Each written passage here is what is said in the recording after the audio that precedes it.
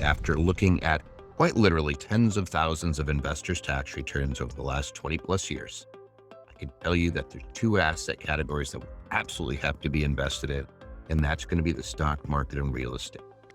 You know, I've been asked a lot of times by different investors, how do you structure a real estate deal? What's step one? What's step two? Real estate is ultimately helping people in their situation.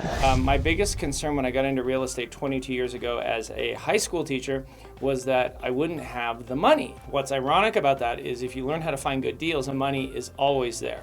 And so one of the things we teach at Infinity Investing is first, what's a good deal? Second, how to find the good deals. And third, where to find the money that's already waiting for those good deals.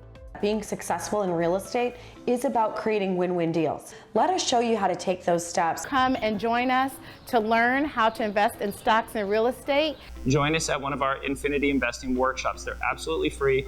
We do them once a month on a Saturday. They're all day. Join us for our free basic membership and join us at the Infinity Workshop.